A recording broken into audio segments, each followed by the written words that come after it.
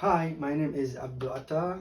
Today I will be introducing you to statistical process control, commonly as SPC. Our objective today is to understand what is SPC, explore its key concepts, and see how it's applied in various industries. SPC is a method used to monitor and control a process to ensure that it operates at its full potential. Purpose: it helps maintain quality and consistency by detecting and addressing variation in the process. SPC was pioneered by Walter Sheward in 1920s and later popularized by Edwards. Key concepts of SPC we have here. The main tool in SPC is control charts and process capability. For control charts, it is or are tools used to plot data points versus the time to identify any signals indicating a process is out of control. We have two types of variations. We have common cause variation inherent to the process, and special cause variation indicates something unusual has occurred. Process capability measures how well a process can produce product within specification limits. It's often presented by indices like CP and CPK. These charts show you how the control charts can work. So you can see here, this is the measurements. The blue line is indicate the measurements. The red dot here up is UCL or upper control limits, and here we have LCL or lower control limits. The green line is central limits or center line, which is the average or overall averages. Application in manufacturing. First one, automotive industry. In automotive industry, SPC is used to monitor the diameter of engine pistons. Operators measure piston diameters and plot them on X bar and R charts to ensure they stay within control limits. Here we have example for sample with 10, and we have 5 measurements. So to apply the control charts, X bar and R control charts, we need to find, or we need to calculate first the overall average and averages of each sample, range of each sample, using the formula. So here we calculate the X bar for each sample and R for our range for each sample. So we have 5 samples and we have samples 10, and each sample has 5 measurements.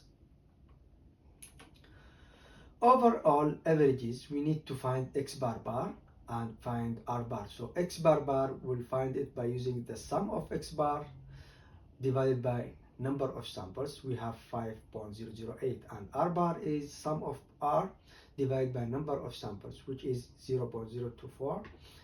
Here control limits, we can apply this formula to find the control limits. For the upper control limit for X bar, it's actually X bar plus A2 times R bar, and here X bar minus A2 times R bar. For UCL for range is D4 times R bar, LCL for range equals to D3 times R bar. Here, using A2, D3, and D4 values from SPC tables for n equals to 5, we can get A2 equals to 0.577, D3 0, and D4 is 2.114. So now, after we got this all information, X bar and R bar, and A2, D3, D4, we can easily apply the control limits for X bar and R charts.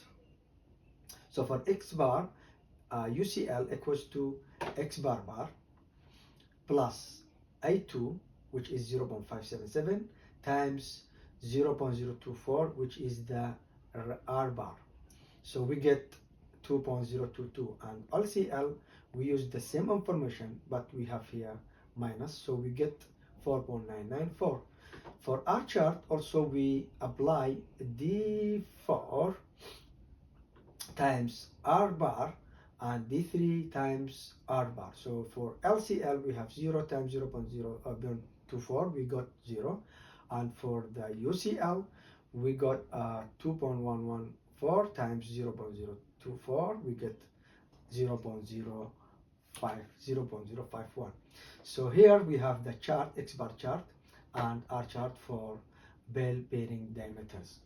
So for R bar or X bar chart, we have here the the blue line is the X bar values, and that red we have upper contour limits, and here we have lower contour limits, and the green line is the central line or the average X bar.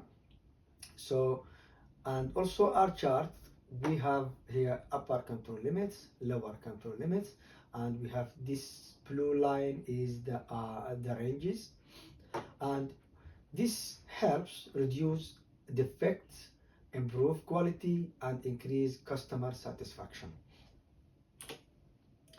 Application of the contour charts in healthcare.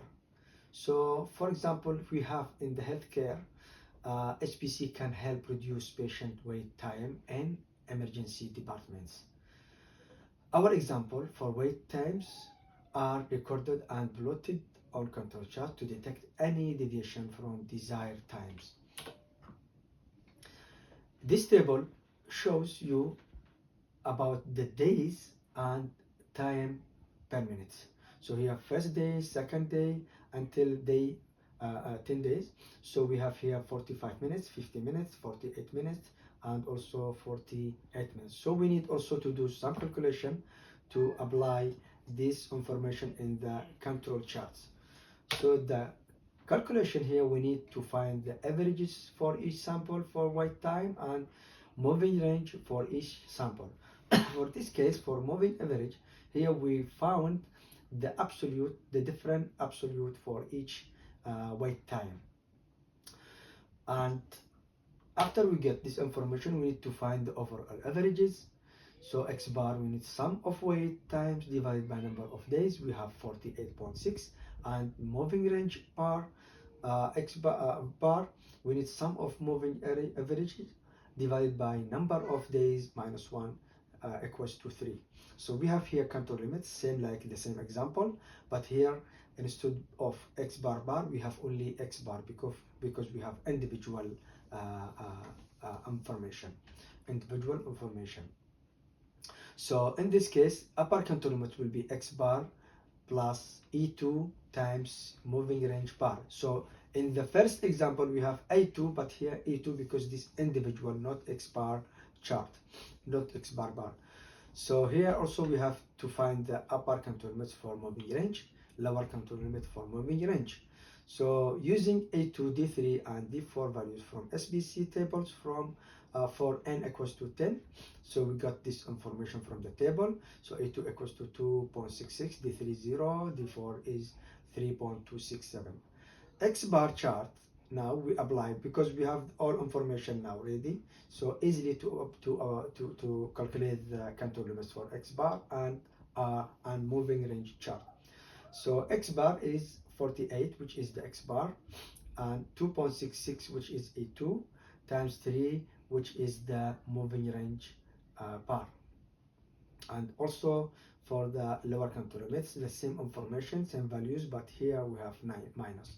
For upper control limits, if for moving range chart, we need to find 3.26 times 3, which is D4 times this 3, we got 9.80. LCL actually is 0 because D3 is 0 times 3, which is the moving range bar, we got 0. So you can see here the control chart for patient wait time. We have here the wait time is the blue line, and we have upper contour limits lower control limits, and center line. And here for patient wait times for moving range chart, also the same information we have here. The blue line is the moving range. Lower control limits, upper control limits. This is the days from 1 to. So summary, this chart illustrates how statistical process control can be applied to different scenario in manufacturing service and healthcare industry. They help in identifying whether a process is whether in control or if there are variations that need to be addressed. By collecting and analyzing data, creating control chart and interpreting the results, SPC helps maintain quality and efficiency in various industries. Thank you very much.